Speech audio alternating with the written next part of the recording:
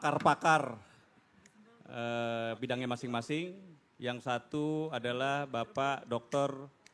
Buhari Muslim dari MUI dan satu lagi dari Ketua APLI, Bapak Kani Sumantoro. Terima kasih. Sebetulnya rangkaian saat ini untuk talk show ini adalah merupakan rangkaian yang tidak terpisahkan dari acara APLI Exhibition 2022.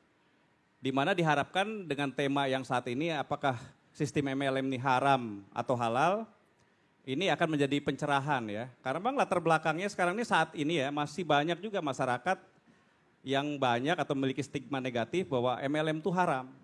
Apalagi sekarang dalam literasi pendapat ulama-ulama banyak juga yang mengatakan, sebagian mengatakan haram, sebagian mengatakan halal dengan syarat. Nah oleh karenanya agar kita mendapat pencerahan ya, apalagi sekarang ini kan juga dikotori kalau dalam delusion teori itu. Jadi banyak oknum-oknum yang tidak bertanggung jawab itu kemudian menggunakan sistem MLM atau berkedok MLM, tapi bisnisnya money game. Ya, itu menjadi tambah merusak citra baik multi level marketing ini. Oleh karenanya tanpa berpanjang lebar, mari kita tanyakan kepada pakar-pakarnya. Mungkin diawali dengan Pak Kani untuk diberikan kesempatan pertama untuk memaparkan tema daripada talk show ini. Silakan Pak Kani. Terima kasih Pak Us. Pak Usi juga ini ya, di APLI ini bukan hanya kuasa hukum tapi kepala bidang dari legal, divisi hukum ya. Karena kalau bicara tentang direct selling itu nggak lepas dari regulasi yang sangat ketat ya. Assalamualaikum warahmatullahi wabarakatuh. Salam sejahtera semuanya. Topik kali ini emang apa ya Pak Us ya? Seksi. Seksi katanya. Ya karena terus terang kami para yang ada di industri ini quite dilema ya. Kadang-kala memang kita selalu dituding bahwa cara kami menjalankan bisnis ini tidak sesuai dengan budayanya atau bahkan menyalahi prinsip-prinsip yang ada gitu loh. Memang kita nggak munafik ya, citra daripada multi level atau citra dari direct selling itu memang sedemikian rupa karena memang saking seksinya, saking bagusnya industri kami ini, kita ini sering ditumpangi sama oknum-oknum gitu loh, yang memanfaatkan model bisnis kita, yang memanfaatkan platform yang kita tawarkan itu sebagai ajang buat mereka untuk memanfaatkan keuntungan sesaat gitu ya. Nah, akhirnya di luar itu timbul pertanyaannya, ya kan, menjalankan direct selling ini apakah sesuai dengan syariahnya enggak sih kira-kira? Bahkan sering para mitra kami itu kalau sedang menawarkan bisnis ini ya Pak Us ya, sering dibilang dituduh lah, wah ini haram nih gitu. Kadang-kadang sedih juga loh saya lagi menjalankan bisnis yang sesuai, produknya halal gitu ya. Kita tahu cara menjalankannya juga tidak lepas dari apa yang kita percayai, dituding haram gitu loh. Makanya kami beruntung sekali ya, di sebelah saya Pak Kiai, beliau ini yang membidangi DSN ya, Dewan Syariah Nasional, yang terutama tentang direct selling. Ya kan? Jadi di kupas abis nih kayaknya nggak banyak ya doktor yang benar-benar mengupas tentang direct selling dan alhamdulillah di MUI DSN MUI itu mengeluarkan bahkan mempunyai fatwa ya tentang direct selling, cara-cara direct selling yang memang sesuai dengan syariah dan bahkan membuka peluang untuk sertifikasi syariah. Ya. Dan mungkin nanti Pak Kiai bisa jelaskan gitu ya yang kita kategorikan sebagai syariah dan sesuai dengan unsur-unsur syariahnya mungkin bisa lebih jelas gitu Pak Kiai ya. Yang paling penting memang kita tahu yang kita tawarkan platform ini bermanfaat buat banyak orang. Dan kami sendiri sudah 25 tahun dalam industri ini melihat banyak sekali transformasi kehidupan yang terjadi. Ya. Dari seorang ibu rumah tangga bisa menjadi seorang entrepreneur bagus. Dari seorang yang baru lulus kuliahnya atau baru lulus SMA-nya, sekarang bisa mempunyai bisnis yang lumayan. Ya, kita menawarkan sesuatu hal yang real. Makanya adanya eksibisi ini ya Pak Us ya, Ini untuk menjawab semua tantangan-tantangan tersebut. Karena biasanya para customer kita itu melihat bahwa Anda menawarkan suatu bisnis real nggak sih? Kan itu salah satu unsurnya harus real ya Pak Kiai ya. Jadi harus nyata gitu loh. Nah dengan adanya eksibisi ini kita tampilkan bahwa perusahaan-perusahaan yang ada di APLI ini atau perusahaan anggota APLI, it's real Bapak Ibu. Lihat kelihatan jelas bahkan perusahaannya jelas, orang-orangnya jelas dan produknya jelas. Ya. Jadi juga di sini bagian kita untuk mengedukasi, hati-hati juga masyarakat bila menerima penawaran yang mengatasnamakan industri kita menawarkan penawaran yang sifatnya multi level tapi pada dasarnya pengumpulan dana masyarakat itu yang haram itu. Nah itu sih Pak Uus untuk pengantar ya, karena emang di luar banyak banget sih yang bilang kita tuh kita nih sesuai syariah nggak sih gitu loh. Dan nggak banyak ya Pak Kiai ya yang memang mungkin nanti dalam kedepannya banyak perusahaan-perusahaan kita mungkin di anggota APRI juga yang benar-benar melihat bahwa syariah itu salah satu bagian untuk untuk comply. Karena saya sendiri pribadi sudah mengalami ya perusahaan yang saya pimpin itu sudah disertifikasi syariah dan memang yaitu memberikan kepercayaan, confidence, keyakinan buat para mitra kita untuk bisa menjalankan platform bisnis ini secara nyaman. Ya, begitu sih Pak Us. Ya, mungkin bisa dijelaskan juga oleh Bapak ya. Ini kan sebetulnya kalau kita bicara tentang Undang-Undang 33 2014 ya tentang jaminan produk halal kan. Nah ini sebetulnya apa kira-kira dari upaya APLI sendiri ya untuk kemudian memberikan literasi atau edukasi kepada para anggotanya ya agar memang karena kita tidak terlepas daripada populasi masyarakat Indonesia yang mayoritas Muslim ya. Apa saja yang sudah dilakukan Pak? Ya jadi apalagi ya udah Bapak Ibu semua tahu ya BPJPH. Jadi produk kita memang halal itu bukan lagi pilihan ya, tapi jadi suatu kewajiban nanti. Dan memang ini satu proses ya karena tadi seperti Pak Us bilang bahwa bukan hanya majority tapi memang mainly major belief yang ada di sini itu halal itu menjadi bagian yang terpenting dan kita di APLI sudah semenjak ketika undang-undang itu diluncurkan sebenarnya kita melakukan sosialisasi bahkan kita mengundang pihak-pihak dari BPJPH untuk menjelaskan proses-proses tentang sertifikasi dari produk untuk halalnya. Dan bahkan terakhir juga kita masih terus melakukan audiensi dan selalu meminta update informasi mengenai progres daripada undang-undang halal tersebut ini Pak. Jadi mudah-mudahan anggota APLI juga sadar dan realize bahwa prosesnya sudah sedemikian rupa. Kalau nggak salah ini nanti tahun 2025 ya untuk makanan itu sudah harus, 2026 suplemen dan kosmetik. Ya dan selanjutnya pemerintah sudah memberikan jadwal ya. Jadi mudah-mudahan kita semua bisa ngikutin progres dan prosesnya. Ya, ini juga Pak Kani, ini kan fenomena yang kadang-kadang mempengaruhi masyarakat ya. Di samping memang literasi, adanya pendapat-pendapat haramnya MLM ya. Di samping memang ada pengaruh-pengaruh dari oknum-oknum dengan menghimpun dana masyarakat tanpa izin, terus kemudian ada skema ponzi atau piramida dan segala macam, sehingga itu membuat jelek nama industri MLM. Banyak juga di kalangan masyarakat yang memang terpengaruh ya. Kadang-kadang mereka ini dulunya mungkin pernah join di satu perusahaan penjual langsung ya. Terus kemudian dia tidak sukses, sehingga dengan kemudian dia bilang bahwa wah haram, karena dia memang nggak sukses ya kan. Sedangkan yang sukses umumnya bilang wah halal ini, karena memang cukup menopang kesejahteraan masyarakat ya. Nah kira-kira dari APLI sendiri, apa saja yang sudah dilakukan mengedukasi masyarakat ya? Program apa saja yang sudah dilakukan APLI untuk memberikan pencerahan kepada masyarakat bahwa sesungguhnya MLM ini sistemnya sesuai undang-undang ya baik karena sangat terproteksi ya, sangat banyak aturan. Timbang penjualan tidak langsung, penjualan langsung itu paling banyak aturannya sehingga ketat sekali. Apa saja yang sudah dilakukan oleh APLI, Pak? Silakan, Pak. Iya, betul. Kadang memang barangnya halal, tapi proses penjualannya yang bikin itu nggak halal. Ya pakai nanti koreksi ya kalau saya salah. Kemudian juga bicara tentang undang-undang, memang benar tadi Pak Us ya, industri kita nih direct selling nih kita nih high regulated industry. Ya, dari cara pendistribusiannya, dari cara produknya itu dilabelkan. Bahkan kalau Bapak Ibu lihat di sini semua produk itu tertulis dipasarkan secara atau didistribusikan secara direct selling oleh PT ini nih. Ya, jadi aturannya sangat ketat sekali. Pertama apa? Karena ya tadi untuk memberikan kepercayaan dan keyakinan bahwa apa yang ditawarkan, apa yang dijual itu benar-benar memang real, memang nyata.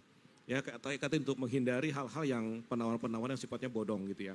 Nah, kalau kita lihat bahwa apa ya, perjalanan dari industri kita ini emang ya peraturan itu semakin apa ya, mungkin berevolusi dan berevolusi ya Pak ya, karena sesuai dengan situasi sekarang, apalagi sekarang udah zaman digital nih. Industri kita juga nggak lepas dari digital gitu loh. Nah sekarang pertanyaannya apakah nanti ketika ada unsur-unsur baru, mungkin nanti kita bisa buka forum lagi ya, dibantu Pak Kiai ya, bahwa industri ini kita apakah dilihat halalnya gimana gitu ya. Karena saya lihat kadang produknya halal, tapi caranya yang memang nggak ini, terlalu spekulasi atau segala macam gitu loh. Tapi kalau kita lihat memang di peraturan kita, di undang-undang kita itu tata tertib dari produk itu dikeluarkan sampai cara pendistribusiannya, bahkan sampai bagaimana produk itu diberi labelnya, itu luar biasa Bapak Ibu. Itu benar-benar begitu ketat ya. Tapi kalau bicara tentang halal syariahnya lagi, nah DSN MUI sudah mengeluarkan 13 poin ya. Pakai 13 poin yang memang bisa jadi acuan buat kita bahwa apa yang kita jalankan insya Allah sesuai syariah. Baik, kelihatannya Pak yang sebelah Bu Sekjen kayaknya mau nambahin tuh Pak. Ya. Karena Bu Sekjen ini yang sangat berperan di APLI. Ya, silakan Bu Sekjen. Kalau APLI terkait isu haramnya direct selling itu, salah satu upayanya adalah kayak gini Pak Us, sosialisasi. Dan sumbernya harus dari yang terpercaya. Karena banyak orang yang sok tahu ya, yang di luar sana yang merasa dirinya, menganggap dirinya pakar, ahli, merasa tahu, pukul rata gitu Pak Kiai. Saya manggil beliau Pak Kiai karena nggak berani. Jadi orang banyak bilang, itu MLM, oh itu yang haram itu ya, itu yang nipu-nipu gitu. Jadi konotasinya begitu orang dengar MLM itu udah haram, semuanya langsung hilang gitu kan. Yang harusnya orang mau direkrut karena berpikir, wah ini sih MLM, ini pasti yang nipu-nipu, langsung nggak jadi join. Itu image begitu tuh sangat melekat Pak. Makanya sosialisasi seperti ini akan sering APLI lakukan dan saya harap juga, kami berharap DSN MUI jangan pernah bosen Pak. Pokoknya selama Bapak terima surat cinta dari APLI udah siap-siap Pak. Ini pasti permasalahannya antara halal dengan haram. Karena memang image Pak, kita ini kan industri direct selling yang tergantung dengan image ya. Karena image masyarakat itu sangat menentukan apakah industri kita ini bisa dianggap potensial atau enggak. Gimana bisa jadi baik, gimana jadi positif, begitu kita baru ngomong perusahaannya apa. Itu loh direct selling yang MLM itu ya, itu langsung kabur gitu. Jadi kita belum kita prospek, belum kita presentasi langsung kabur. Nah di sini sih kita berharap nih saya, Pak Kani, Pak Dokter Uus juga kan, kasih poin-poin yang tegas Pak. Di sini ada teman-teman blogger ya. Terus ada juga mitra usaha yang ikut perusahaan anggota APLI, mitra usahanya pada hadir. Jadi mereka bisa mendapat masukan yang positif. Oh jadi MLM itu ternyata begini. Gitu Pak. Udah Pak, udah saya. Mungkin satu lagi Bu Ina. Ini kan Bu Ina Sekjen, Pak Kani Ketua Umum. Tentu kan dalam asosiasi itu kan ada mekanisme untuk kemudian kalau misalkan timbul satu pelanggaran dari anggota ya, ada mekanisme mungkin di Dewan Pengawas dan segala macam ya. Kan kalau kita bicara ada misalnya terbukti melakukan penjualan produk haram misalkan kan, haram itu belum tentu juga itu melanggar hukum kan. Haram ya, haram dalam arti syariah Islam menurut hemat saya belum tentu melanggar hukum. Nah kalau misalkan ternyata ada anggota yang menjual produk haram, apa tindakan dari APLI sendiri? Apakah memang itu dianggap melanggar etik atau seperti apa? Silakan. Mungkin bukan produk haram, produk tidak ada label halal. Gitu. Karena kalau semua produk dibilang produk haram, konotasi masyarakat kita karena kita budaya timur, konotasinya wah ini jualan babi gitu kan, wah ini jualan gimana gitu kan. Tapi kalau memang penggunaan kata-kata produk haram, mungkin agak kurang setuju Pak Dokter. Karena sekarang kulkas aja harus dikasih label halal. Kan ini kan yang sering menjadi salah kaprah di situ gitu. Kalau di Apli sih kita kalau ada anggota kita yang seperti itu, kita akan panggil dulu. Karena misalnya beginilah, ini kapsulnya haram karena mengandung babi gitu kan. Kita akan panggil perusahaannya, kita akan minta klarifikasi apakah benar ini produknya mengandung, katakanlah mengandung babi atau mengandung bahan yang dilarang gitu kan. Enggak serta-merta, kamu saya keluarin karena kamu ngejual produk haram. Enggak, jadi memang ada tahapannya Pak. Kita tegur dulu, bukan tegur ya, kami minta klarifikasi. Kita undang ke APRI. Kalau misalnya jawabannya agak meragukan, pasti kita akan minta bantuan dari teman-teman di SNMUI. Ini kalau seperti ini posisinya seperti apa? Karena di MLM itu enggak hanya produk Pak Us, sistemnya pun sekarang ada yang sudah disertifikasi halal juga. Gitu, itu sih tahapannya, gitu kan ya Pak Ketua? Ya mungkin kalau saya tambahkan ya, kalau dari sisi peraturan seperti tadi Pak Dr. Us bilang bahwa barang haram belum tentu melanggar hukum, ya kan? Nah, kalau bicara tentang misalkan ada anggota APLI yang menjual barang yang tidak halal, selama dia diklarifikasikan dan di labelnya segala macam disebutkan ingredientnya dan itu sudah terdaftar di Badan POM, terdaftar di Departemen Perdagangan, ya bisa dijual gitu ya. Cuman yang jelas harus butuh penjelasan yang ada di boxnya atau di produknya gitu loh Pak. Terlepas halal haram itu pilihan ya. Pilihan, tapi yang jelas kalau majority kita di sini ingin lebih masuk penetrasinya lebih dalam lagi pasar ya insya Allah halal lebih berkah lah gitu. Biasanya kalau untung belum berkah ya, tapi kalau berkah udah pasti untung kok, tenang aja. Kurang lebih gitu Pak Us. Ya, baik.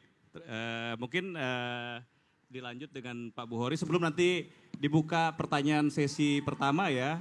Mungkin nanti akan kita buka setelah Pak Buhori memaparkan materinya. Silakan Pak Buhori. Baik. Assalamualaikum warahmatullahi wabarakatuh. Waalaikumsalam. Alhamdulillah, wassalatu wassalamu ala rasulillah. Yang saya muliakan Pak Kani, Bu Ina yang luar biasa. Beliau itu semua orang kenal. Sampai pejabat tinggi, sampai orang bawah. Jangan-jangan setan juga kenal. Saking akrabnya. Kan orang nggak apa-apa kan, yang penting ditemenin aja, jangan kita jadi. Jangan jadi sahabat. Siapa tahu nanti dia malah berubah jadi baik kan gitu. Gitu, hebatnya di situ, saya kalahnya situ ya. Saya ngomong 3 hal. Pertama, kenapa saya butuh halal?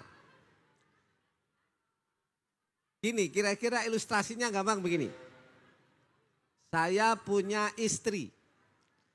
Orang tidak akan percaya kalau saya bilang Bu Ina istri saya. Harus pakai apa? Pakai surat. Betul kan? Berarti yang berhak mengatakan saya suami istri itu harus ada pengakuan. Halal, MLM juga demikian. Ketika tadi Bu Ina bilang, ada yang mau prospek nih, ini direct selling. Yang haram itu kan, gitu kan. Kita nggak usah capek-capek ngomongin, enggak kok ini halal, nggak usah. Kita butuh sertifikat, butuh pengakuan. Yang mengakuin siapa? Ada yang berwenang.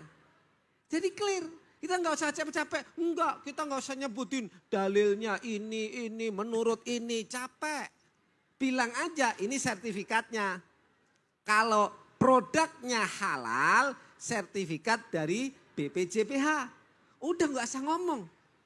Nggak usah, oh ini bohong. Kalau Anda nuduh bohong berarti nuduh BPJPH bohong. Gitu aja.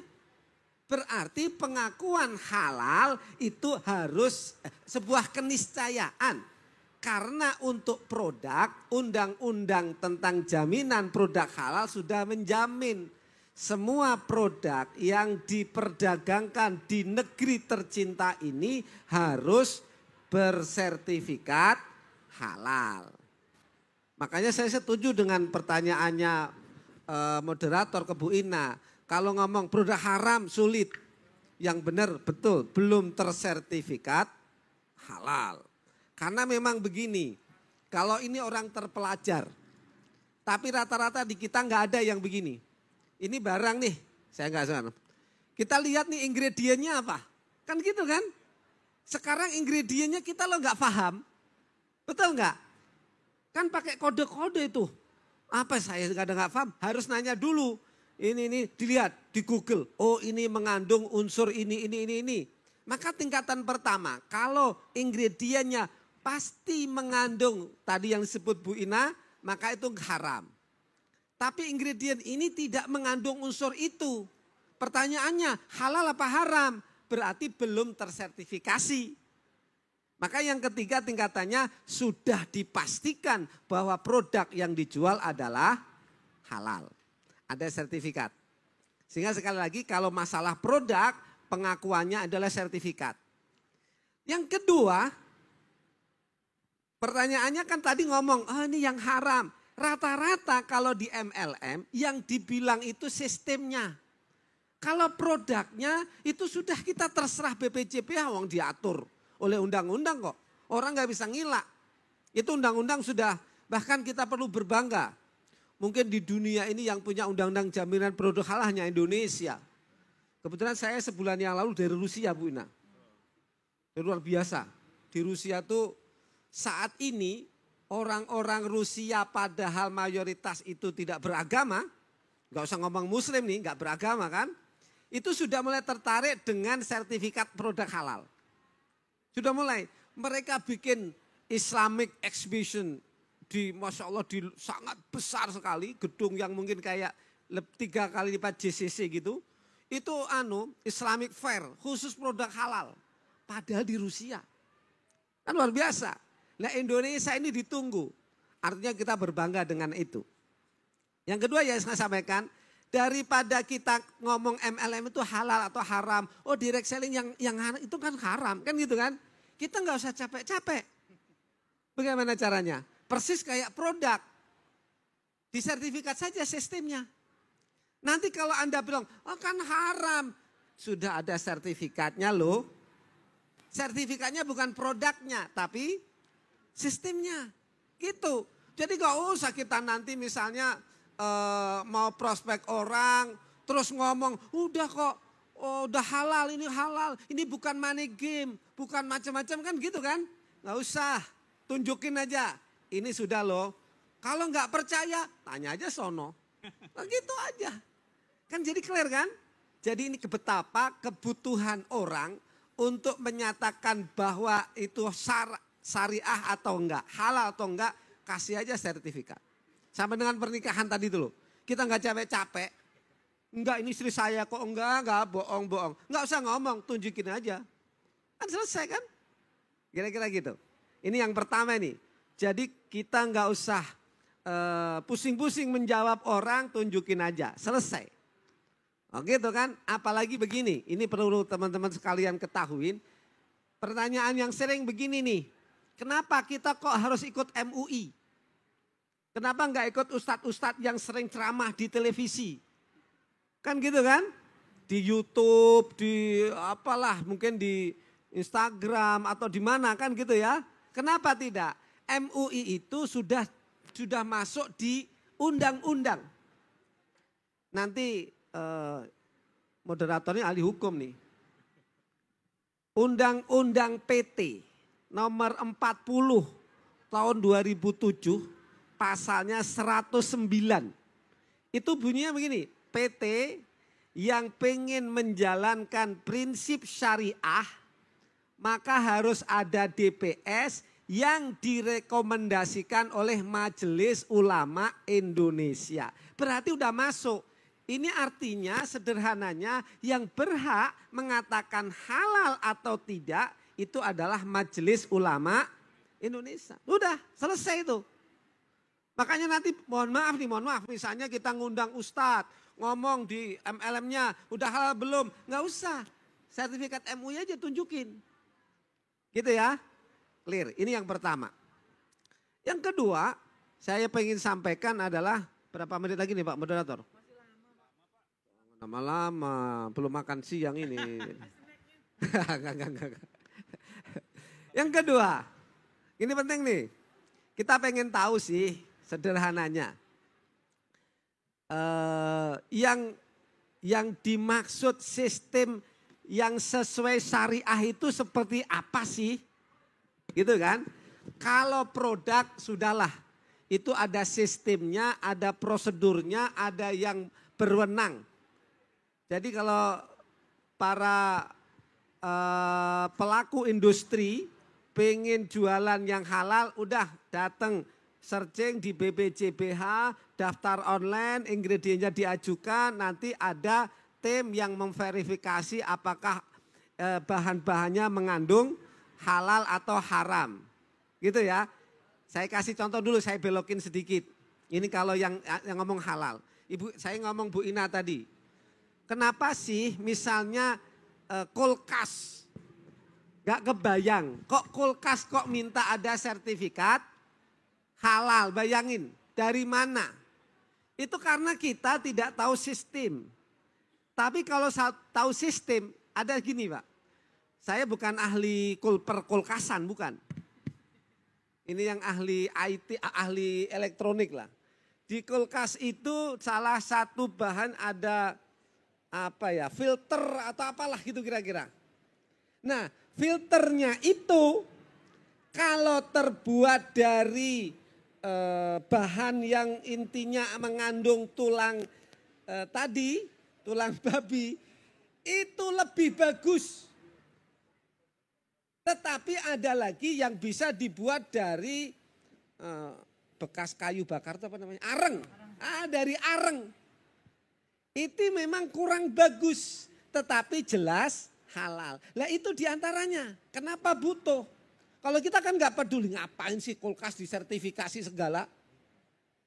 Kemarin sore Bapak Ibu, itu yang kedua nih saya kasih contoh. Bahan baku nih, bahan baju bikin baju.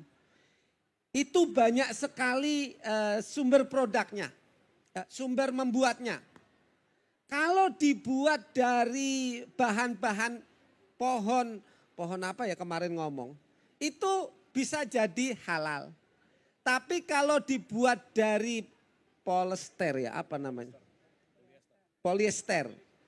Itu yang campuran plastik, itu diambil dari sisa-sisa minyak tanah, minyak bumi yang disedot, nanti yang paling bagus jadi aftur, nomor 2 Pertamax turbo, nomor 3 apa terakhir yang paling jelek jadi plastik, jadi bahan.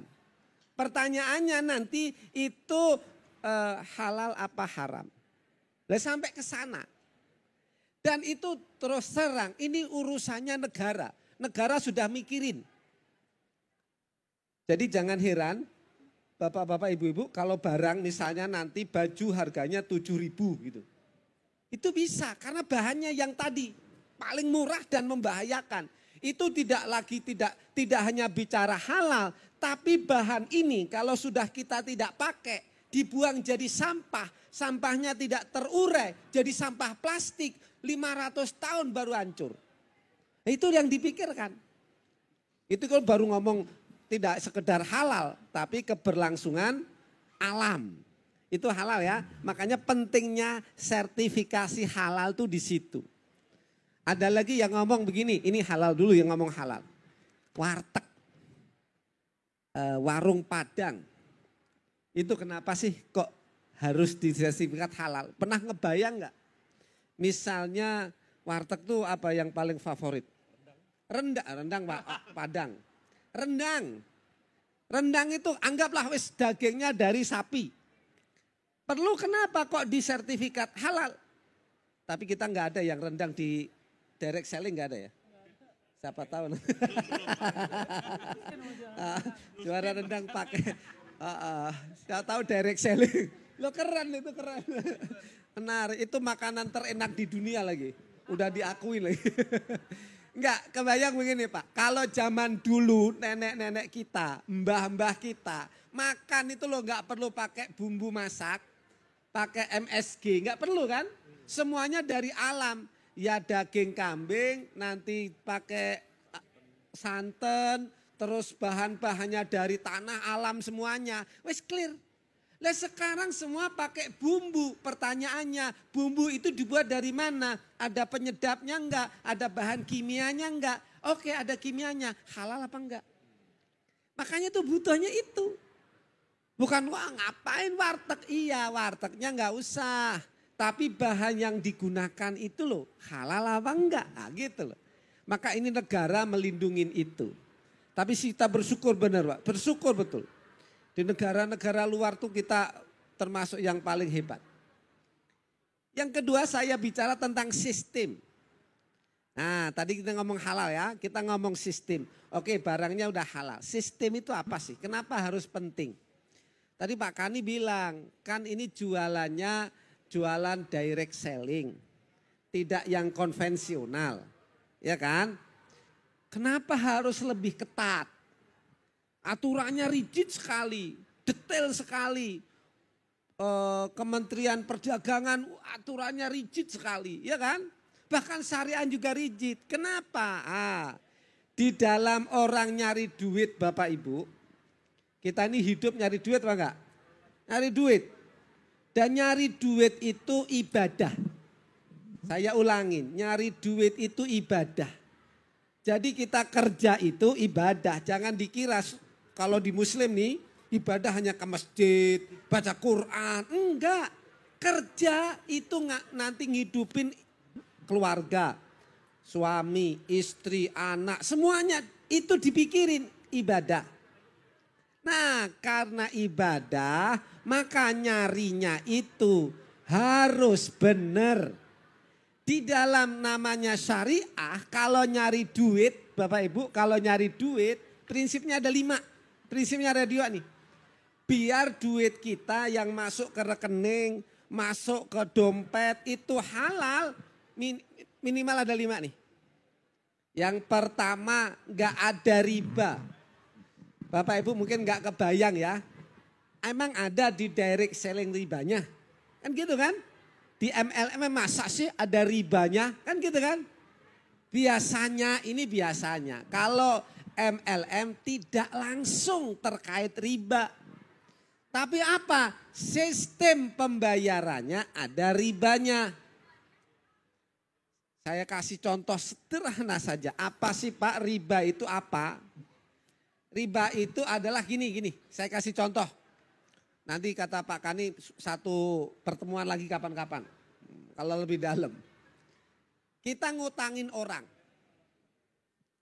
Saya ngutangin atau saya utang Pak Kani lah. Kalau saya ngutangin rasanya kebalik kan. Pak Kani ngutangin saya 1 juta. Pak Buhari saya utangin 1 atau saya butuh Pak Kani saya butuh 1 juta. Pak Kani bilang Pak Buhari baliknya kapan? 3 bulan. Kalau 3 bulan Pak Buhari nambah 50.000.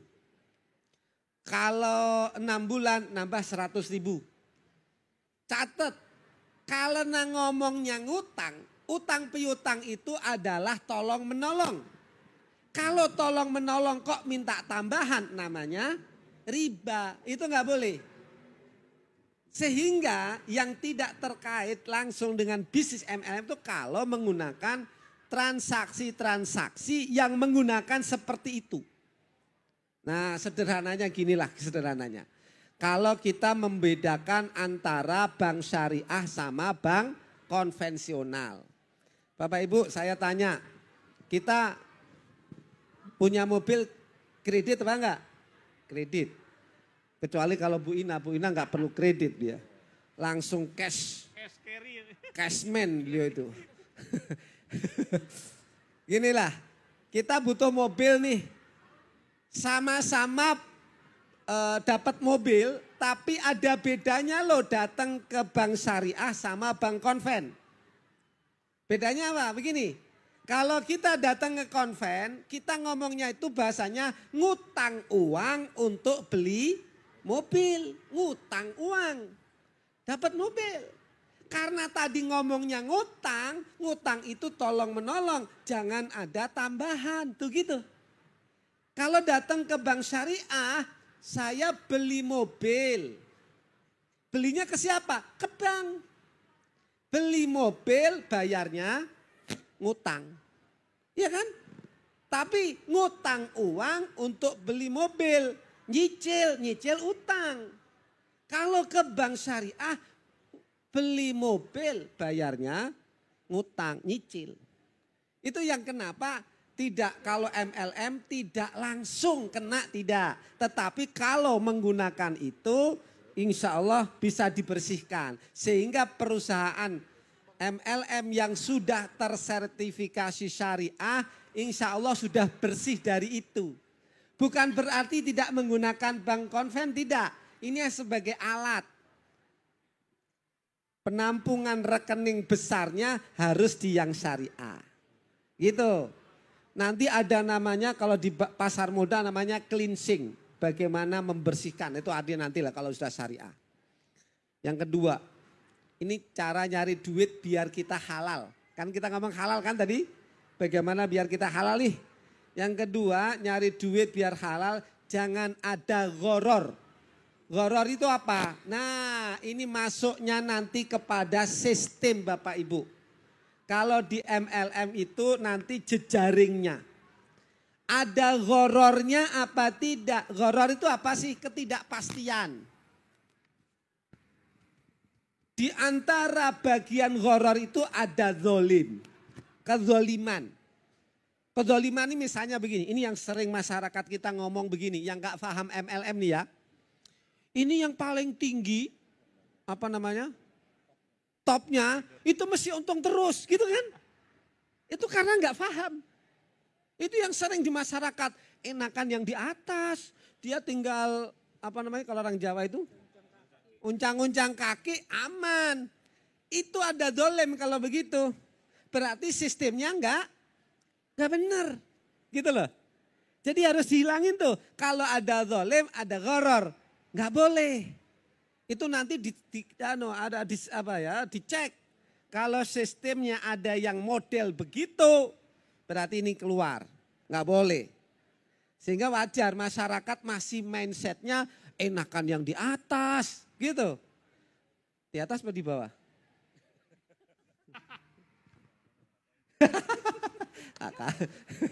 Gitu ya.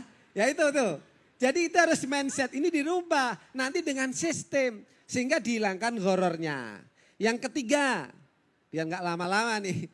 Harus terbebas dari maisir. Maisir tadi disebutkan ini Pak Moderator nih. Money game. Itu gak boleh. Nah money game itu insya Allah sudah selesai. Insya Allah ya. Asal masuk apli. Karena di apli ketat juga. DSN MUI sering komunikasi tuh. Bahkan kita sering, dulu saya ngundang tuh. Bu Ina, kita minta belajar. Kayak apa sistemnya itu. Mau yang begini, yang binary, yang berapa. Kayak apa. Sampai saya belajar sama beliau-beliau ini. Tadi aspek syariahnya saya. Jangan sampai ada judi, maisir, ada game di situ. Salah satu ciri yang paling gampang. Kalau perusahaan MLM, dia misalnya menerapkan pendaftaran. Jadi mau jadi member, itu harus daftar. Bayar, entah 100.000, entah 200.000. Terus duitnya ini, duit pendaftaran, nanti dibagi kepada yang merekrut. Itu jelas, nggak boleh tuh. Itu jelas money game kalau begitu. Betul nggak Pak Kani? Nah, Pak Kani nanti yang mengiyakan. Itu yang diantaranya maisir. Itu kan sama dengan begini Pak. Kita masang apa? Togel. Togel. SDSB zaman dulu. Kita kan pasang nomor tuh. Bayar nih. Diundi. Nanti siapa yang keluar nomornya dapat. Mirip kan? Itu karena apa? Pendaftarannya terkumpul banyak. Nanti dibagi kepada yang merekrut, ya salah. Itu diantara cirinya tuh. Makanya hati-hati. Nanti di syariah dicek tuh. Jangan ada maisir, jangan ada money game di situ diantaranya. Sehingga akan sama dengan begini. Orang ciri kedua yang biar gak maisir tadi betul. Jualan gak ada barangnya. Itu namanya bukan jualan. Orang ngumpulin duit, duitnya dibagi-bagi. Pasti gak akan cukup. Itu jelas tuh. Itu diantara cirinya tuh. Atau mohon maaf. Barangnya itu asal-asalan. Barangnya cuma sebagai kamuflase. Padahal mohon maaf barangnya itu enggak berkualitas lah kira-kira gitu. Makanya sebetulnya kalau mau benar begini, ini barangnya biasanya mesti berkualitas nih. Jarang MLM itu barangnya main-main, jarang. Mesti enggak laku. Karena biasanya membernya akan mencoba, oh ya saya terbukti nih. Misalnya apalah saya enggak tahu. Gitu loh ya, itu diantaranya. Yang keempat. Yang keempat itu nggak boleh ada istilahnya gini Pak. Bahasa Arabnya sih dzolim mirip dengan ghoror. Ini dalam sistem ya, dalam sistem. Kalau sebuah market plan-nya itu tidak diawasin dengan sistem yang bagus, yang benar, nanti ada memang ketika member itu, misalnya saya sudah jadi top leader. Saya sudah punya kaki itu 1000 ke bawah misalnya. Ada enggak ya gitu? Ada ya? Kedalaman. Pertanyaannya begini Pak. Di dalam syariah itu kan tadi kita ngomong enggak ada kezoliman. Kalau dia sebagai top leader, tidak pernah ada keringat yang dia keluarkan untuk membina yang bawah, kemudian yang bawah kok bahasa sayanya setoran, maka itu ada kezoliman, nggak boleh. Jadi harus, ya bahasanya Bu Ina pasif income. Itu nggak boleh. Harus namanya top leader, itu ada keringat yang keluar sehingga member yang kedalamannya berapa pernah entah itu pertemuan, entah dikasih support, dikasih saran, dikasih nasihat gitu. Ada sesuatu effort yang dia keluarkan. Jangan sampai dia menikmatin pekerjaan orang lain, dia hanya diem saja. Itu yang nggak boleh. Gitu ya. Dan yang terakhir, bahwasanya di sistem itu salah satu contohnya pasif income begini Bapak Ibu. Ini yang sering kalau ahli-ahli direct selling. Tutup poin namanya. Kenal ya tutup poin? Poinnya ditutup. Itu bisa jadi halal, bisa jadi haram. Nah itu yang nanti kita cek. Apakah itu nanti misalnya gini, ngasih hadiahnya atas apa? Atas jerih payahnya, karena bisa jadi begini Pak, poinnya tinggal 2. Nggak tahu lah dosanya berapa tuh, 20 apa berapa. Kalau dia tidak tutup maka nggak dapat hadiah kan? Akhirnya member ini belanja sebanyak-banyaknya. Pertanyaannya begini, belanja itu boleh apa enggak sih? Lah itu harus dicek. Sehingga perusahaan yang sudah tersertifikat syariah, baik sistem, kalau halal adalah produknya, maka insya Allah akan tenang. Lebih tenang lah. Sekali lagi ketika kita ngomong syariah, kita nggak usah capek-capek, ini nggak ada money game. Saya ulang, di sistem direct selling yang haram tidak hanya money game, ada yang lain.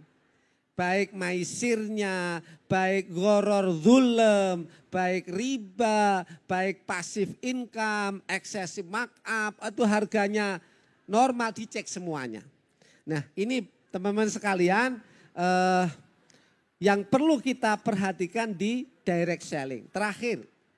Terakhir yang pengen saya sampaikan, ini adalah ucapan terima kasih atas nama Dewan Syariah Nasional kepada Pak Kani, Bu Ina yang luar biasa. Kita sering menjalin hubungan kerjasama, komunikasi terus. Karena apa? Kita yang dipikirkan itu adalah masyarakat.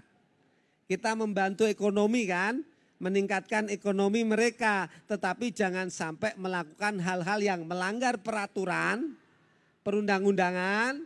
Tapi juga jangan sampai melanggar syariah. Disinilah kerjasama sehingga kita akan terus mengawasi dan mudah-mudahan nih ke depan jika oke, APLI ini mendorong semua anggotanya bisa tersertifikasi syariah. Clear kan? Nanti nggak usah lagi ada diskusi ini halal haram nih. Halal nggak ada, udah clear nih, sudah nih. Saya kira itu, terima kasih. Assalamualaikum warahmatullahi wabarakatuh. Waalaikumsalam warahmatullahi wabarakatuh. Mungkin dari saya Pak, itu tadi sudah Bapak paparkan itu cukup jelas dan luar biasa sekali. Jadi intinya adalah bagaimana kita mensertifikasi sehingga nanti ada kejelasan secara hukum terutama bahwa ini adalah produknya halal dan sistemnya juga halal. Cuma mungkin ada pertanyaan saya Pak.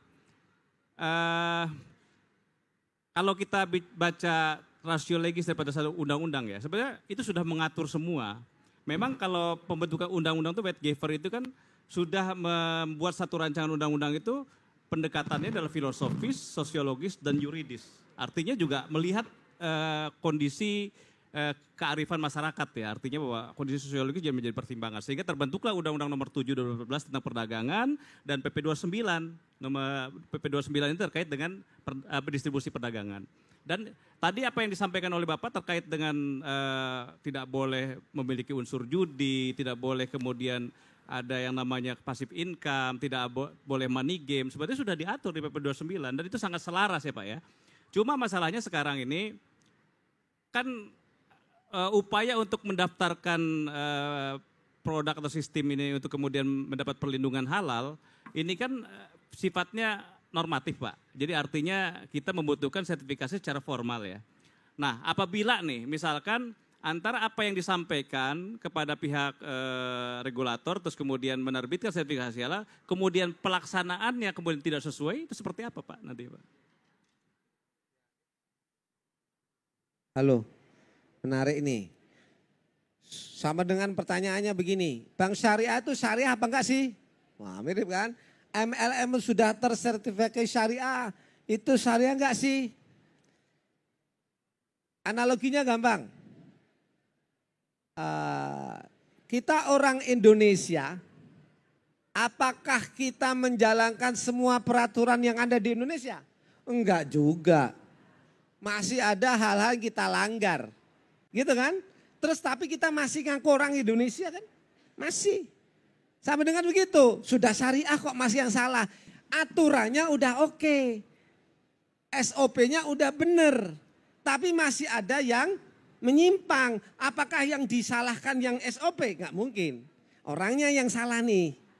Bank syariah juga begitu. Indonesia bikin aturan begini-begini. Jangan mencuri misalnya. Jangan korupsi. Masih ada korupsi. Orang yang korupsi ngaku orang Indonesia kan?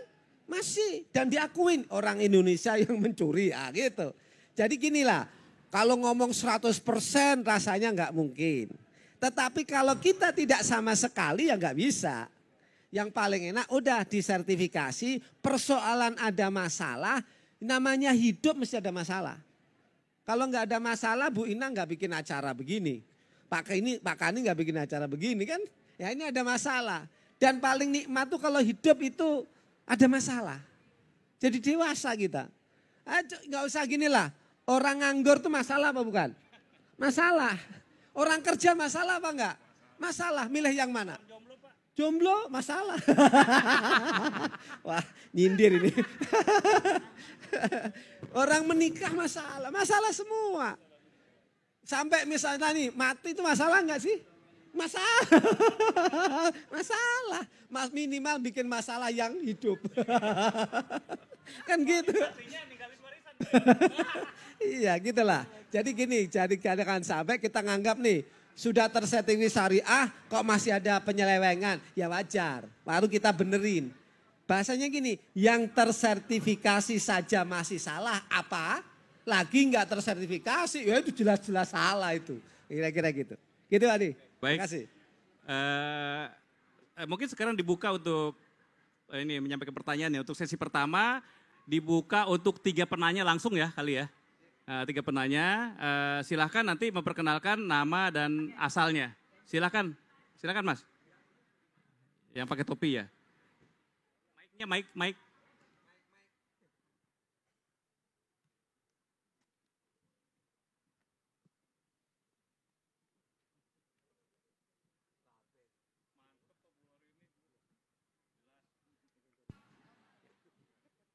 Bismillah.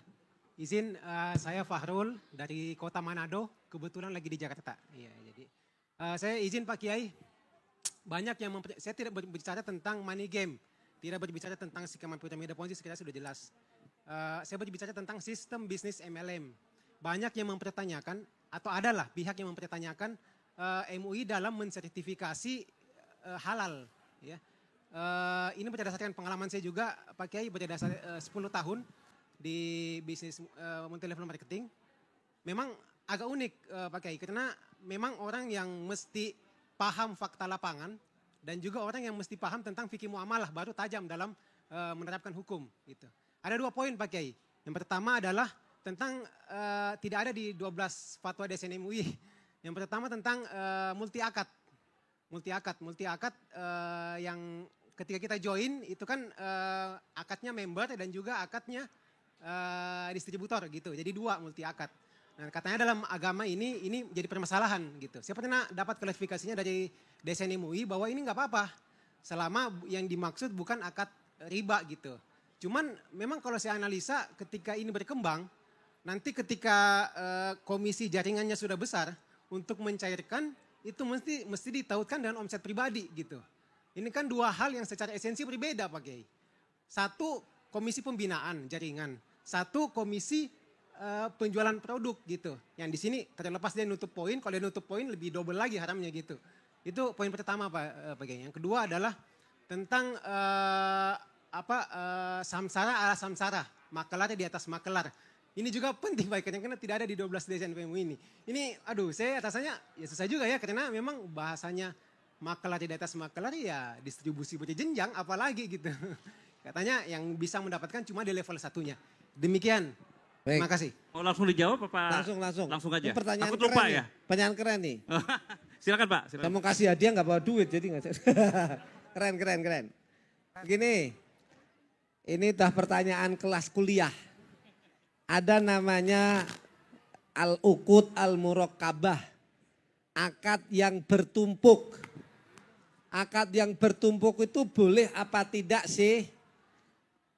Saya jenengan pernah nginep di hotel enggak? Pernah ya? Pertanyaan saya, bayar misalnya hotel berapa? Semalam 1 juta. Akadnya apa? Nginep itu apa? Sewa. Baik. Sewa. Pagi dapat sarapan enggak? Dapat. Itu akadnya sewa apa bukan? Apa dong? Jual beli. Oh, nginep di hotel tuh berapa akad? Minimal 2. Ada sewa, ada jual beli. Itu udah bertumpuk. Betul kan? Berarti ada loh akad-akad yang bertumpuk yang tidak bertentangan dengan syariah. Gitu. Lah nanti cirinya di mana? Dicek ke dalam. Makanya sekali lagi prinsip di dalam multi level marketing itu oleh DSN dicek. Bertumpuk-tumpuk apa enggak? Nanti ini oleh ulama. Kalau misalnya ini bertumpuk dan itu menyebabkan masalah. Kalau dalam istilah bahasa Arabnya al-uqud al-mutadhadah. Akad yang berlawan-lawanan. Nah nanti ngaji lagi tuh. 1 semester itu. Alhamdulillah Babe ini ikut nih, menarik. Itu nanti sampean buka di beberapa YouTube sudah banyak yang bicara masalah itu. Saya juga pernah ngomong, nggak tahu mudah-mudahan di YouTube ada. Saya bukan YouTuber sih jadi. Tapi ada, pernah saya terangkan masalah al-uqud al-murakkabah itu. Jadi sekali lagi nanti pengecekannya ketat. Oleh DSN MUI, MLM yang mengajukan syariat diantaranya itu. Apa saja sih akad yang bisa terjadi di MLM? 1, pertama jual beli. Yang kedua ada akad wakalah bil ujroh. Yang ketiga ada akad jualah. Bisa jadi juga ijaroh. Gitu. Nah akad-akad ini akan dicek. Gitu ya. Nggak cukup kalau kita terangkan sekarang. Tapi minimal kita punya gambaran tidak semua akad yang bertumpuk itu terlarang. Gitu ya. Terlarang. Kalau nanti saling bertentangan baru itu terlarang. Saya kasih contoh yang terlarang. kita jual barang, barangnya dikirim nanti, duitnya juga nanti, itu terlarang. Saya kasih contoh misalnya begini, kita kan sering beli barang COD kan, COD. COD itu kalau kita ngomong akadnya apa? Jual beli. Jual belinya kapan? Kalau di awal enggak sah. Namanya jual beli itu barangnya ada atau salah satunya barang duluan, duit duluan. Atau barang ada uang. Kan gitu kan? Lihat ini barangnya enggak ada, uangnya nanti. Itu berarti enggak benar. Oh, nah, jual beli kok. Jual beli itu pokoknya 3 tuh. Barang, ada uang. Atau uangnya duluan. Atau barangnya duluan. Dah. Lah ini barangnya nanti, duitnya nanti. Itu jual beli apa? Hantu. Gitu ya. Nah, nanti lebih dalamnya kapan-kapan kita ngaji. Yang kedua, apa tadi yang kedua? Lupa. Apa yang? Oh iya, samsaroh. Nanti sebentar lagi kemarin saya tim untuk membuat fatwa samsaroh. Samsaroh itu Bapak Ibu maklar. Tapi tidak semua maklar dilarang. Prinsipnya ini ringkasnya karena ini cuma waktunya terbatas. Samsaroh itu akadnya ada 3. Bisa dia ijaroh, bisa wakalah, bil ujroh, bisa juga dia jualah. Apa itu? Nanti. Singkatnya gini deh, kalau saya disewa, Pak Bukhari saya kasih duit 100.000 jual barang saya. Berarti nyewa saya. Berhasil atau enggak berhasil enggak urusan. Gitu. Kalau wakalah bil ujroh, dia mewakilkan. Kita sering tuh orang kampung, jualkan saya ini, tanah saya ini, gitu loh. Dia jual aja 1 miliar, nanti saya kasih duit 100 juta misalnya gitu. Bisa juga kan? Ada lagi yang gini, kamu jualin, kalau berhasil saya kasih 2% dari penjualan. Ada juga kan? Nah itu mirip, nanti akadnya ada 3. Bisa ijaroh, bisa wakalah bil ujroh, bisa jualah. Nanti sebentar lagi ada fatwanya itu. Nah nanti MLM dimasukkan kemana? Gitu ya. Keren, makasih. Pantas dapat hadiah nih seharusnya nih. Saya nggak punya hadiah sih. Jangan, ini punyanya bukan punya saya ini. Ala kulikal, makasih Mas, keren. Iya. Monggo, kembalikan. Selanjutnya silakan penanya selanjutnya. Ibu silakan Bu. Silakan. Nama dan dari mana Bu? Silakan Bu. Iya benar sih lo ini. Oke, selamat siang. Nama saya Denis, saya seorang blogger. Pak Kiai, saya mau bertanya Pak, untuk izin sertifikat halal pada perusahaan kosmetik. Misalkan itu sekarang ini kan juga banyak kosmetik yang memang lebih nyaman kalau dia itu dihalalkan ya. Nah yang jadi pertanyaan saya, kosmetik itu kan jenisnya banyak sekali Pak. Pada saat dia mau dapat sertifikat halal itu, apa saja yang diperiksa Pak? Mungkin karena kita juga pernah dengar ya, ada kosmetik itu yang bahan bakunya memang tidak halal, tapi ada yang halal. Ya. Jadi apakah keseluruhannya diperiksa jenisnya? Biasanya kan kalau kosmetik dia juga ada shampoo, ada lipstick, macam-macam. Atau memang per item. Ya. Dan berapa lama prosesnya Pak? Oke. Terima kasih. Terima kasih Bu, saya langsung ya. Langsung aja Pak. Kalau halal itu sekarang ini prosesnya karena sudah wilayahnya BPJPH, Badan Jaminan Produk Halal. Ini sebuah badan di bawah Kementerian Agama. Walaupun tidak di bawah, dulu didirikan oleh Kementerian Agama. Ibu bisa searching sekarang. Dulu kan LP POM namanya. Sekarang tidak lagi tuh. LP POM hanya sebagai laboratorium. Nah tadi itu, sederhananya begini. Sebuah perusahaan ngajukan nih, saya mau sertifikat halal produk. Ini produk ya Bu. Itu nanti ada semua kriteria, terutama bahan-bahannya apa. Dimasukkan ke situ. Nanti bahan-bahan ini dicek di laboratoriumnya yang terafiliasi dengan BPJPH, dinyatakan oke, dibawa ke MUI, diketok halal. Gitu Bu. Jadi tidak lagi bicara merek, tapi bahan pokoknya. Nanti mau jadi sampo, mau jadi apa, terserah. Yang penting lihat bahannya dulu nih apa. Nanti bahannya akan dicek. Kira-kira itu. Berapa lama Bu? Saya bukan ahlinya. Kalau nggak salah di sana sudah ada SOP-nya kok. Maksimal 15 hari, kalau nggak salah berapa? 15 hari. Jadi itu biasanya gini, kadang-kadang yang pernah curhat sama saya, Pak Buhori lama banget. Itu saya tanya, Ibu sudah lengkap apa belum? Belum, ya salah. Itu hitungannya 15 hari kalau semua dokumen sudah lengkap. Kira-kira gitu. Dan insya Allah lebih gampang lah. Mungkin kalau sulit Pak Kani, Bu Ina ini insya Allah bisa bantu kayaknya sih. Kalau saya bukan di situ Bu, kita sistemnya di Dewan Syariah. Gitu ya Bu, makasih. Selanjutnya silakan, penanya selanjutnya silakan Mas, berdiri. Nama dan asal Mas.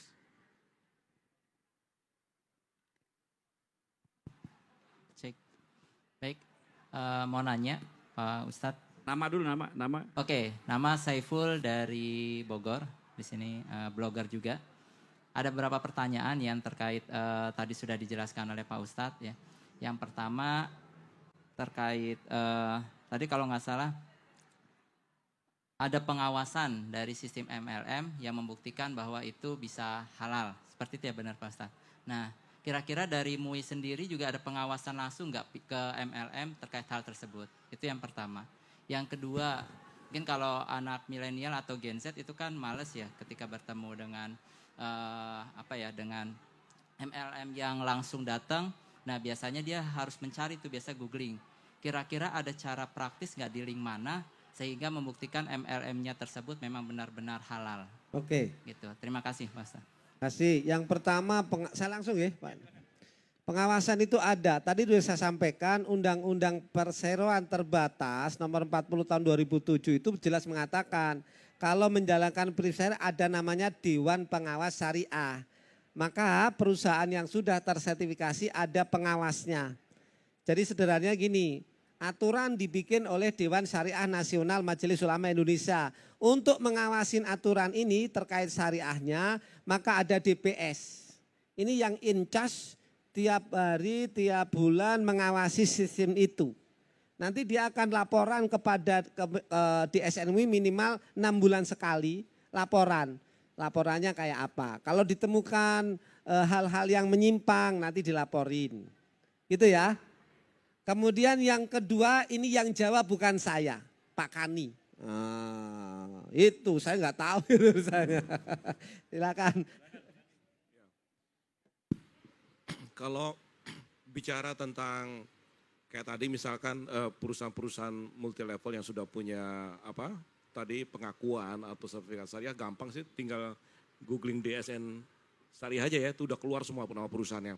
Tapi yang jelas kalau perusahaan yang baik dan perusahaan yang jalankan sesuai kode etik, jalankan sesuai undang-undang, Anda tinggal googling Apli juga udah keluar juga nama-namanya, nama perusahaan-perusahaan itu. Nah terbatas tadi bicara tentang produknya halal apa enggak, sekarang udah jadi undang-undang, Bapak Ibu, mau nggak mau, bukan mau nggak mau, memang lebih bagus. Nanti produk-produk ini sudah ada label halalnya semua, Bapak Ibu. Jadi kalau bicara tentang perusahaan yang baik atau perusahaan bersertifikat syariah, kalau ingin lihat bersertifikat syariah, tinggal googling DSN MUI, keluar semua. Tapi kalau pengen lihat perusahaan-perusahaan yang terbaik, Anda googling aja Apli, Pak. Ya. Atau cari perusahaan yang ada logo sebelahnya Apli, tenang aja itu. Betul nggak, Pak Us? Betul Bu Ina? Betul. Silakan Pak Us. Tambahan. Jadi saya tambah. Makanya benar pentingnya logo tuh di situ.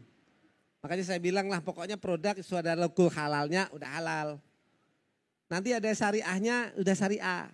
Biasanya masang logonya, kalau yang syariah MUI itu biasanya boleh masang logonya MUI yang syariah ya. Tapi itu kan butuh proses karena cetak macam-macam kan. Tapi yang kedua searching di Google misalnya perusahaan A ngaku syariah misalnya ya. Dicari aja ada DPS-nya enggak. Kalau enggak ada DPS-nya berarti enggak benar. Ngaku sendiri namanya. Enggak boleh ngaku sendiri, ini istri saya. Tapi mana buktinya? Oh pokoknya istri saya. Mana buktinya? Istri saya pokoknya. Ya, gitu ya, makasih. Jelas ya? Kalau saya mau tambah juga ya, kalau pengawasan memang seperti tadi Pak Kiai bilang ada DPS ya, Dewan Pengawas Syariah itu sesuatu yang memang wajib ya. untuk perusahaan yang punya sertifikat syariah. Karena apa? Setiap kali kita punya program, setiap kali punya update, itu kita harus konsultasi dan diskusi dengan Dewan Pengawas Syariah.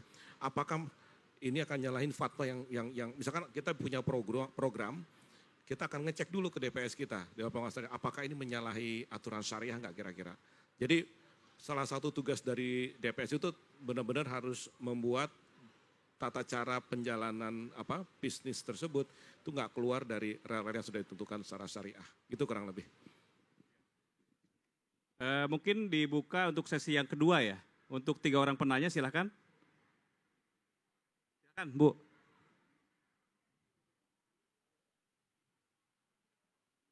Nama dan asalnya ya. Iya, saya dengan Nuning dari Depok, blogger juga. Saya ada pertanyaan, mungkin dengan Pak Karni, kalau untuk MLM Syariah sendiri ini masih di bawah APLI, itu ada berapa jumlah MLM yang bersyariah yang ada di APLI? Kemudian apakah dari APLI sendiri sebenarnya mewajibkan bagi membernya untuk mensertifikasi halal produknya? Karena biasanya kita orang awam itu ketika ditawarin MLM udah mundur gitu. Dia baru menawarkan kita sudah berpikiran negatif. Karena kita memang image-nya itu yang kita ketahui MLM itu mungkin bukan haram ya, tapi dari sistemnya. Karena mungkin pengalaman sendiri juga sebelumnya pernah ditawarin untuk MLM dari luar. Karena ketidaktahuan informasi akhirnya kita hanya menerima aja gitu ya, tapi kenyataannya ketika di jalan kita juga hilang arah gitu. Nah, kalau dari MLM dari luar sendiri apakah diikutsertakan juga di APLI atau mereka juga harus terdaftar di APLI? Jadi kita orang awam juga tahu misalnya MLM yang dari luar ini kita bisa cek juga di APLI. Kemudian kalaupun ada MLM syariah, bagaimana kita mengetahui ciri-ciri dari MLM syariah? Kadang mungkin kalau dari marketing mereka bisa mengatakan ini syariah. Tapi kita tidak tahu buktinya apa, selain mungkin ada sertifikat halal. Nah yang terakhir nih, dari MLM sendiri kenapa untuk dari segi marketingnya mereka tidak mempublikasikan misalnya seperti produk non-MLM lainnya yang lewat iklan, seperti itu. Karena kan kalau lewat iklan itu orang kan maksudnya gini, kita ngelihat iklan kadang sudah gampang mudah untuk masuk ke kita gitu ya, mudah kita terima karena sudah dipastikan misalnya produk itu halal atau enggak produk itu valid gitu ya. Dari MLM sendiri kan kita jarang melihat ya ada produk MLM itu dipublikasikan melalui iklan di media misalnya. Jadi lebih banyak misalnya meet in person atau enggak door to door seperti itu. Itu aja sih Pak, terima kasih. Assalamualaikum. Jadi tadi kalau pertanyaan pertama, berapa perusahaan di bawah asosiasi APLI yang sudah bersertifikat syariah. Tadi pakai update sudah ada 10 perusahaan yang bersertifikat syariah dari anggota APLI. Bisa dicek di mana aja, kayak tadi saya katakan bisa cek di DSN MUI. Itu untuk yang direct selling atau penjualan langsung. Ya kemungkinan kalau bicara ke depannya kalau kita lihat apalagi dari sisi produk itu sudah jadi suatu kewajiban buat kita. Ya, dan saya perhatikan dengan image yang makin membaik saat ini, saya lihat juga beberapa perusahaan sudah mulai mengajukan kok untuk dinilai secara syariahnya. Gitu. Ya, ada 2 hal yang berbeda ya Ibu ya, ada yang syariah dari sistem commissionnya, ada halal yang dari sisi produknya. Kalau dari halal tadi sudah ditentukan bahwa ini adalah jadi kewajiban hukum. Ya, label halalnya sudah ada proses, bahkan kita harus daftarkan ke BPJPH. Ya, yang memang dibentuk oleh Kementerian Agama untuk untuk disertifikat bahwa produk tersebut sudah halal sesuai dengan syariah. Nah kalau sistem komisinya atau sistem marketing plan-nya itu segala macam saat ini yang memang yang punya dan yang berhak memberikan pengakuan adalah DSN MUI. Ya, dan kalau kita lihat ya ke depannya pasti karena kebutuhan itu banyak sih perusahaan yang akan mensertifikasi sistem commission plan-nya. Kalau bicara tadi tentang iklan, tentang nggak ada larangan sih sebenarnya perusahaan direct selling juga mengiklankan produk. Nggak ada larangan, nggak ada hal yang tabu. Ya, tapi terus terang mungkin produk multi level itu lebih baik dijual secara advice selling. Makanya namanya direct selling. Jadi kalau Bapak Ibu lihat perusahaan direct selling itu produknya sangat spesifik sehingga butuh advice dalam menjual. Nah apalagi apalagi saat ini sosial media sudah semakin banyak. Mungkin produk multi level ada di mana-mana nih di sosial media, nggak perlu lagi pakai media iklan. Ya, jadi media iklan tuh bisa saja sekarang dengan sosial media sudah tercover gitu loh. Jadi sebenarnya nggak ada larangan perusahaan direct selling untuk tidak boleh mengiklankan produknya. Dan saya perhatikan perusahaan-perusahaan lain banyak juga melakukan iklan. Cuman memang dibandingkan dengan perusahaan retailing, kita lebih banyak menggunakan sales force kita. Karena apa?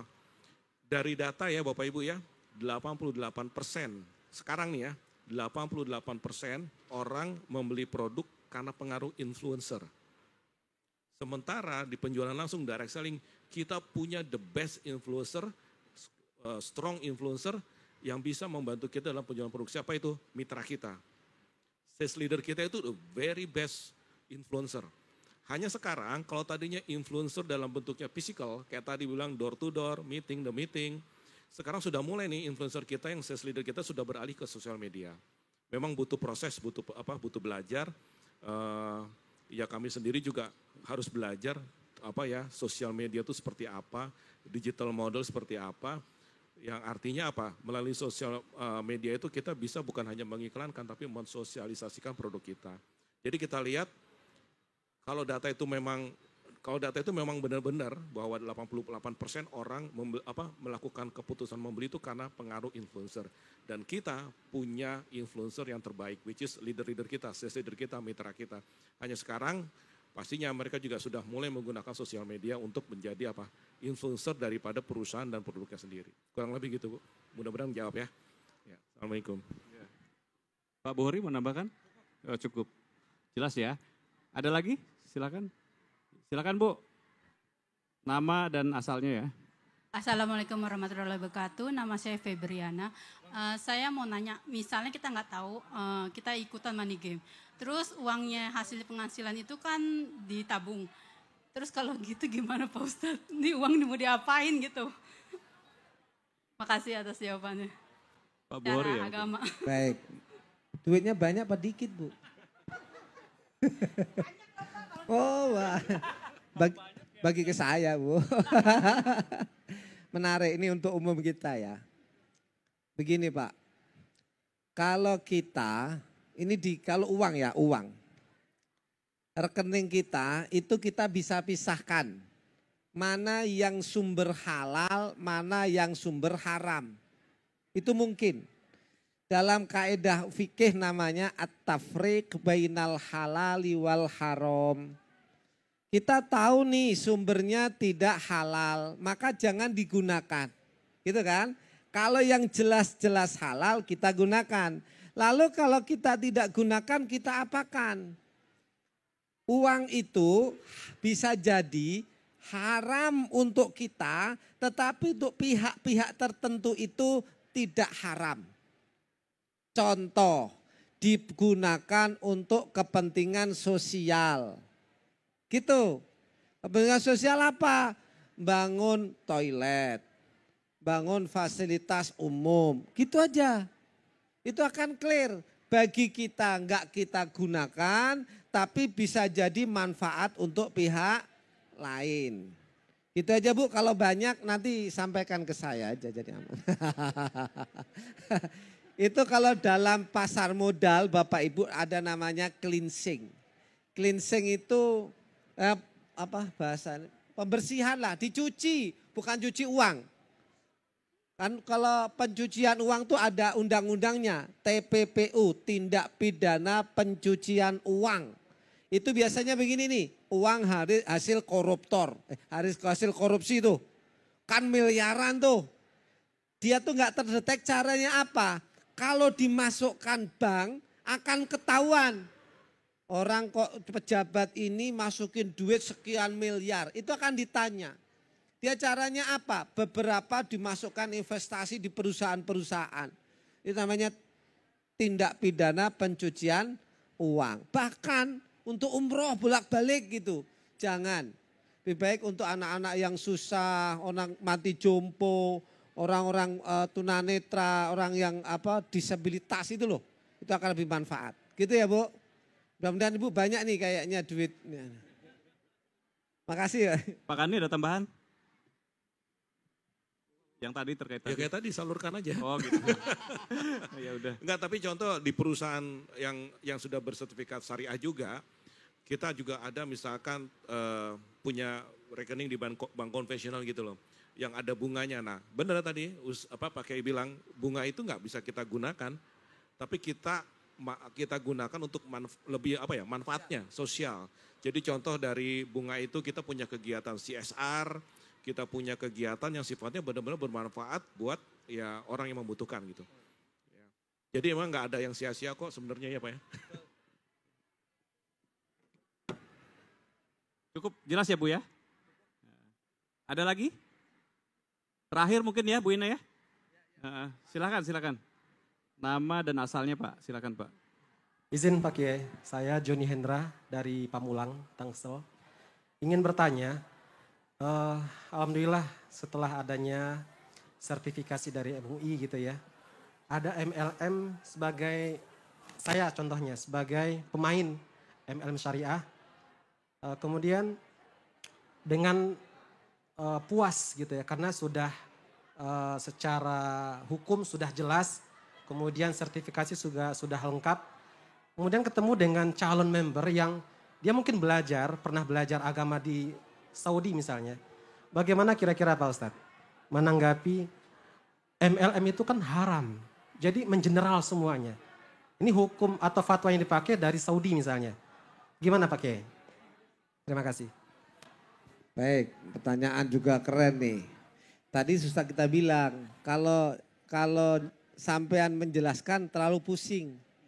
Tunjukin aja sertifikat yang dari DSN MUI. Jadi perusahaan itu sebaiknya di copy atau di PDF-kan semua mitranya ketahu. Jadi kalau ada orang nanya, sudah loh gitu. Nanti kalau mau ngajak diskusi, ngundang tuh dari MUI tuh, dari DSN. Apa sih bedanya? Kenapa orang Timur Tengah ada yang memfatwakan halal, ada yang memfatwakan haram? Apa bedanya MLM ini dengan MLM sana? Itu nanti kalau sudah tersertifikasi. Saya nggak bisa jelasin sekarang. 12 ciri itu sangat detail. Dari 12 itu kita rinci lagi sampai ada masing-masing itu ada 5 kriteria. Berarti sekitar 70-an kriterianya. Itu detail sekali. Kita cek betul. Nanti kita akan tahu bedanya mana yang halal, mana yang tidak halal. Yang syariah, yang tidak syariah. Nanti kalau mau baca Bapak Ibu, dengan kalau mungkin ini orang akademisi ya, Timur Tengah yang ulama mengharamkan itu karena dulu contoh yang dipakai untuk mendefinisikan MLM itu adalah money game. Perusahaan apa ya lupa namanya. Itu hanya ngumpulin uang nggak ada barangnya. Kalau kita sama-sama kalau itu jelas nggak boleh. Di antaranya itu Pak. Gitu ya. Makasih. Jelas ya Pak? Mungkin saya mau tambahin ya, karena saya juga pernah punya pertanyaan yang sama ya. Persis tadi Pak Kiai katakan gitu loh, pertanyaan yang sama gitu, terus kita cek di sana, kita lihat kok fatwanya di sana itu benar-benar keluar melarang si perusahaan ini gitu loh. Bukan melarang MLM-nya Pak. Jadi fatwanya itu benar-benar karena kasus si perusahaan ini gitu loh. Itu yang akhirnya kadang-kadang ya itu Pak ya digeneralisir ya. Tapi kayak tadi Pak Kiai bilang ketika sudah notifikasi ada pertanyaan kayak gitu, undang Pak Kiai lagi ya nggak apa-apa juga. Gitu kira-kira Pak. Sama sih pertanyaannya ke saya juga, tapi ketika dipelajari ya benar kata Pak Kiai itu ada alasan ya kenapa ulama itu melarangkan karena dan disebutin fatwanya itu si perusahaan itu yang dilarang. Kurang lebih gitu Pak Us. Ya, jadi oleh karena sesi tanya jawab kita selesaikan ya, kita sudah ditutup. Kemudian mungkin dari kesimpulan yang saya catat di sini bahwa yang pertama bahwa mekanisme agar MLM itu berjalan dengan baik tentu harus merujuk pada ketentuan Undang-Undang 7 2014 tentang perdagangan dan PP 29 terkait dengan distribusi barang. Sehingga memang di situ ada kriteria di mana tidak boleh money game atau skema piramid, tidak boleh kemudian passive income, tidak boleh kemudian recruiting yang kemudian berdasarkan pada pendaftaran anggota dan sebagainya. Dan memang produknya juga harus jelas ya. Terus yang kedua, ini terkait dengan bagaimana kita meyakini bahwa satu distribusi barang dan kemudian sistemnya itu adalah halal, tentu diperlukan pendaftaran ya kepada BPJPH sehingga kemudian ada sertifikasi halal. Cukup itu nanti kemudian itu yang ditunjukkan agar kemudian para customer atau para mitra usaha meyakini bahwa bisnisnya itu, bisnis MLM-nya adalah halal. Terus kemudian ada kriteria bahwa bagaimana itu kemudian terkait dengan eksaminasi di sana, tentu ini berhubungan dengan bahwa itu tidak boleh berunsur riba, goror, zolim, dan sebagainya. Jadi artinya hal-hal yang dilarang oleh syariah Islam itu akan menjadi tidak diperbolehkan ya, sehingga memang MLM itu tetap dalam kriteria yang dibolehkan secara syariah Islam juga. Saya rasa itu ya Pak. Terima kasih atas kehadiran Pak Buhori dan Pak Kani, atas segala kehadirannya ini kami ucapkan terima kasih. Selanjutnya mungkin Bu Ina mau bicara.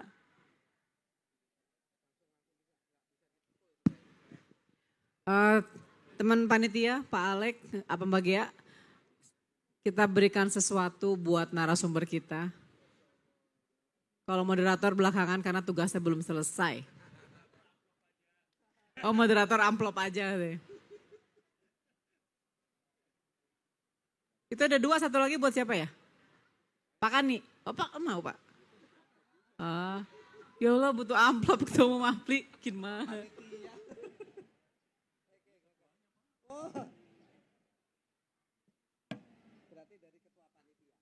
Ya. Pak Petrus, tolong serahkan Pak, kan nggak lucu saya yang nyerahin.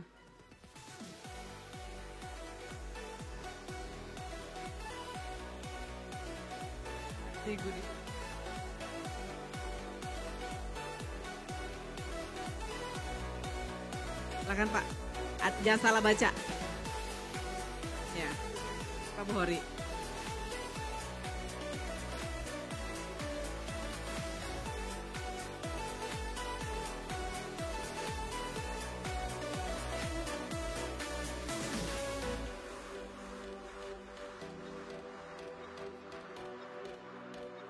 Selanjutnya Pak Petrus kasih ke Pak Kani. Kapan lagi kan?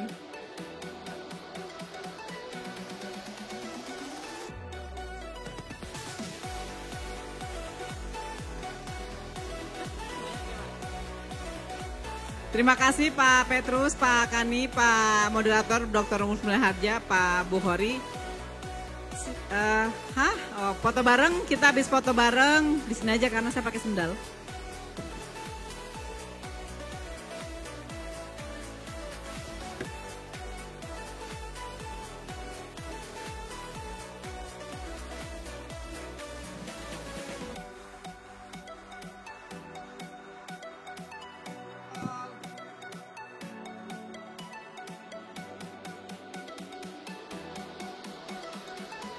Terima kasih semuanya.